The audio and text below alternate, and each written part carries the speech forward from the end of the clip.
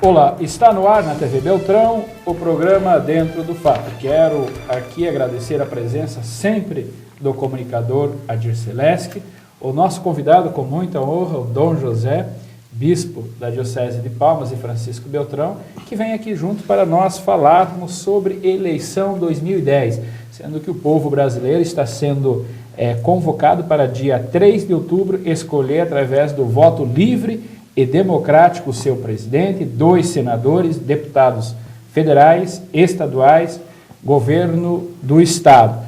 Dentro disso, é claro que a igreja, através dos seus conselhos de leigo, a CNBB, construiu uma cartilha chamada Ação e Horizonte. Dentro desta cartilha, dentro do seu conteúdo, nós trazemos várias orientações de como o povo brasileiro, como os seus discípulos da Igreja Católica, devem orientar o seu voto, que candidato que deve escolher. Muito importante essa cartilha e que está sendo distribuída e debatida todo o seu conteúdo no Brasil todo. Dom José, eleição 2010, o chão e o horizonte. Qual é a missão do povo cristão na política, Dom José? Primeiro eu quero saudar e agradecer pelo convite, caríssimo Madruga, também Adir, o telespectador. Vivemos tempos de grande prospectiva, de grande perspectiva e também, aqui, jogo de palavras, grandes expectativas. Qual é a missão do cristão? Vamos tomar, para usar uma linguagem bastante compreensível, o exemplo sempre ajuda, de maneira a não buscarmos muitas abstrações. O marido é marido dentro de casa e fora de casa. O padre é padre dentro de casa e fora de casa. Dentro da igreja e fora da igreja. Assim o pastor.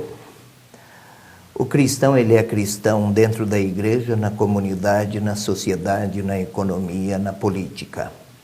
Qual é a missão do cristão? Aqui. Qualquer pessoa, qualquer cidadão, mas aqui falamos na perspectiva dos cristãos.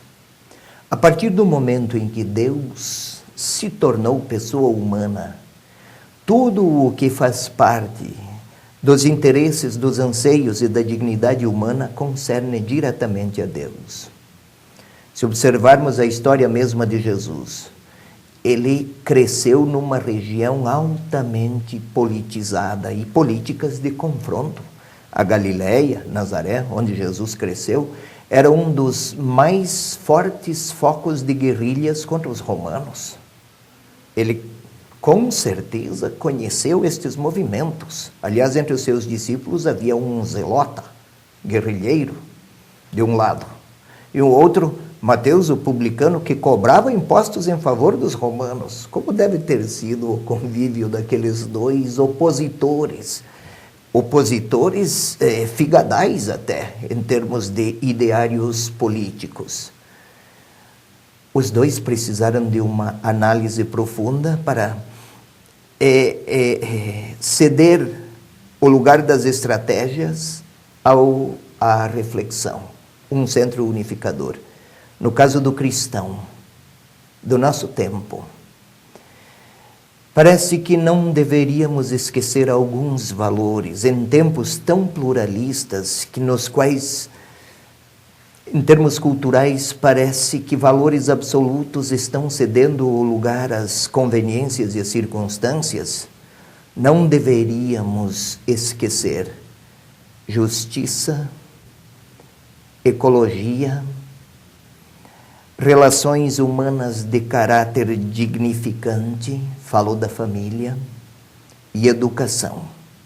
Mais do que dizer este ou aquele grupo partidário, ou esta ou aquela plataforma eleitoral, cada cristão, por mais que variem as convicções e se diferenciem, necessariamente, se quiser deixar-se inspirar pela fé que professa, os temas como justiça, como o direito dos mais fracos, por uma razão bem simples. A mãe, se tem 3 filhos e um deles está doente, ela vai se ocupar mais com o doente, não porque ela ama menos os outros, porque um precisa mais dela. Quero usar esta linguagem metafórica para ilustrar sem abstrações. Mas mais, a justiça, eu estava falando, família, educação e oportunidades iguais. Nosso problema é só observar a cultura do nosso tempo, como se fala de competitividade, de produtividade, de eficiência, onde a competição há vencedores, mas quem vai se ocupar dos vencidos? São menos dignos? A temática pode ir longe, mas como o cristão deveria interpretar esses dias decisivos que temos pela frente? Cultivar sadios sonhos de fraternidade e de justiça. Comecemos por aí. Dom José, a questão da Igreja Católica, esse envolvimento, essa participação na política, ela não seria, me parece, por uma questão partidária, por uma questão de apoio pessoal. Qual seria essa participação da Igreja? O que a Igreja Católica pretende ao se envolver e querer nortear o cristão? Eu sei que de repente seja um pouco redundante com a sua resposta anterior. Tenhamos bem presente, se eu quisesse dizer a qualquer católico do Sudoeste, vote neste ou naquele, talvez eu estivesse subestimando a capacidade de discernimento ou as experiências que traz consigo. Se eu quisesse aconselhar para dizer A é um candidato razoável, B excelente, C reprovável, eu poderia esconder a dignidade de uns e apresentar como nobre quem talvez não seja tanto. Porque ao propor nomes tudo está ligado não apenas a ideias e a ideários, mas também a confianças. Há vários médicos e eu, ao sugerir um, não quero dizer que o outro não é bom, mas no dia da política, da eleição, melhor, eu terei que escolher alguém, e aí é o discernimento de cada um, naquela hora, e é preciso compreender isso, tanto o pobre lá da mais esquecida das favelas, quanto o homem dos mais elevados prestígios intelectuais ou econômicos, é um e um. Neste caso, então, orientar, oriente, nortear, sugerir a partir de critérios éticos. E há valores que são absolutos. A vida.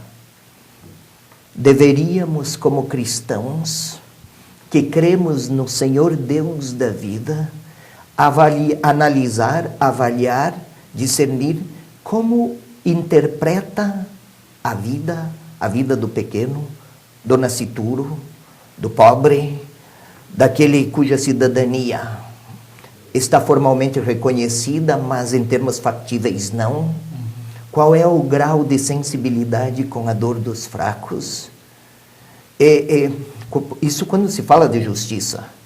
Quando se fala de honestidade, um problema numa cultura de imagem mais do que cultura da verdade, que é característica do nosso tempo, muitos parecem nobres, ou então parecem verazes, nossos fatos recentes pelo Planalto Central, mas também aqui pelo nosso Paraná, também alguns municípios. Dias atrás, no município de Mato Grosso, foram presos todos, porque pareceu que o elemento cifrão sobrepôs-se a qualquer outro valor. Quais os critérios? Honestidade, direito à vida, sensibilidade, por aquela parte do povo que ainda não entendeu o quanto é igual aos outros, porque é excluído. Orientar critérios éticos, com base na fé que professamos e o Evangelho. Jesus Cristo teve muitas atenções a quem precisou muito. Deveríamos ter bem claro isso. E neste caso, às vezes, vamos até navegamos contra certas correntes de um economicismo muito produtivista. Nós chegamos ao final do nosso primeiro bloco e voltamos logo em seguida.